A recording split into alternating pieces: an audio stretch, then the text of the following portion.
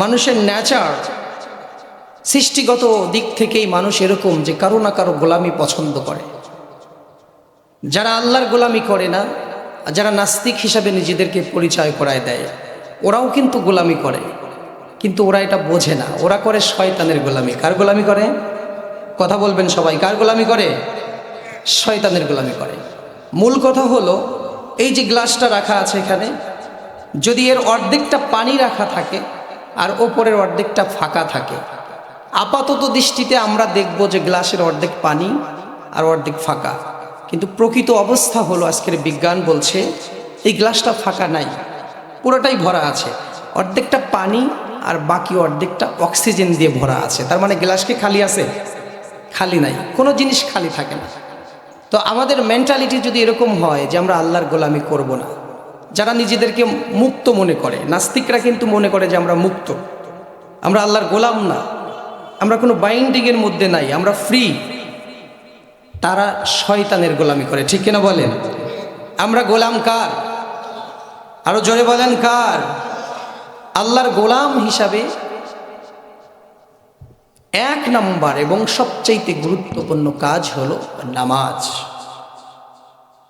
আল্লাহ রাব্বুল আলামিন কাল কিয়ামতের দিন যারা নামাজ আদায় করেছে আর যারা নামাজ আদায় করেনি তাদেরকে আলাদা করার জন্য একটা কৌশল করবেন, একটা পরীক্ষা নেবেন। আল্লাহ তাআলা ডাক দিবেন। কোরআনুল কারীমে সূরাতুল কলমে কথাটা বলা আছে, ইয়াউমা ইকশাফু আন সাকিন ওয়া ইয়াদউনা ইলাস সুজুদি ফালা ইয়াসতাতিউন। বলেন আল্লাহু আকবার। আল্লাহ তাআলা বললেন, সেদিন সবাইকে অর্ডার করা হবে তোমরা সিজদা দাও। দুনিয়াতে যেরকমটা সিজদা করেছো ওই রকম সিজদা দাও। তাফসীরে কিতাবের মধ্যে এসেছে আল্লাহ তাআলার পায়ের গোছা বের করে দিবেন। বিভিন্ন তাফসীরের মধ্যে ঘটনাটা বিভিন্নভাবে এসেছে। আল্লাহ তাআলার পাটা মানুষের সামনে নিয়ে আসবেন আর বলবেন, যারা আমার গোলাম তারা আমার পায়ে সিজদা কর। দুনিয়ার যে মানুষগুলো আল্লাহকে সিজদা করেছে, নামাজ পড়েছে, তারা মুহূর্তেই সিজদায় লুটায় পড়বে। বলেন সুবহানাল্লাহ। ইয়াউমা ইকশাফু আন সাকিন ওয়া ইয়াদউনা ইলাস সুজুদি ফালা ইয়াসতাতিউন। কিন্তু যারা দুনিয়াতে সিজদা করেনি তারা আল্লাহ তাআলাকে সিজদা দিতে পারবে না। বলেন নাউজুবিল্লাহ। তাদের পিঠে যে পিঠের পিছন দিকে পিঠের এটা একদম কাঠের মতো শক্ত হয়ে যাবে, বাঁকাতে পারবে না।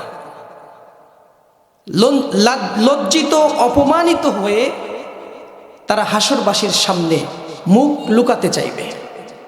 খাশিআতান আবসারুহুম তারহাকুহুম জিল্লাহ। লজ্জিত, অপমানিত, লাঞ্ছিত অবস্থা সেদিন তাদের হবে। এই যে এখানে এতগুলো মানুষ আছে, যেমনটা একটা পরীক্ষার হলে একটা ক্লাসরুমে যদি স্যার একটা সহজ প্রশ্ন করে, সবাই পারছে, কিন্তু যে পারে না তার কিন্তু অস্বস্তি লাগে, লজ্জা লাগে। তোমরা গোলাম হিসাবে তোমাদের পরিচয় ছিল, তোমরা আমাকে সিজদা করেছো দুনিয়াতে, এখন একটা সিজদা দিয়ে দেখাই দাও। সবাই সিজদা দিবে যারা নামাজ আদায় করেছে দুনিয়াতে, কিন্তু যারা নামাজ আদায় করেনি তারা এই সিজদা দিতে পারবে না। তারা লজ্জায় মুখ লুকাতে চাইবে। আমার প্রিয় জঙ্গল বাড়ির ভাইয়েরা, আমার আত্মীয় স্বজনের সামনে, আমার কোনো আপন মানুষের সামনে অথবা দুনিয়ার অন্য মানুষদের সামনে যদি আমার কোনো দোষ প্রকাশ পেয়ে যায় তাহলে আমার লজ্জা লাগে, আমি অপমানিত বোধ করি, আমার কষ্ট হয়। হাসরবাসীর সামনে, কোটি কোটি মানুষের সামনে, সকলের সামনে আল্লাহ তাআলা সেদিন যারা দুনিয়ায় দাম্ভিকতা অহংকারের সাথে ঘুরে বেড়ায় তাদেরকে আল্লাহ তাআলা লজ্জিত করবেন। বলেন নাউজুবিল্লাহ।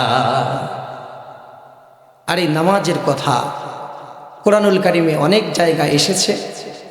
সব জায়গায় শব্দটা এরকম হয়েছে, আকিমিস সালাহ, মানে নামাজ।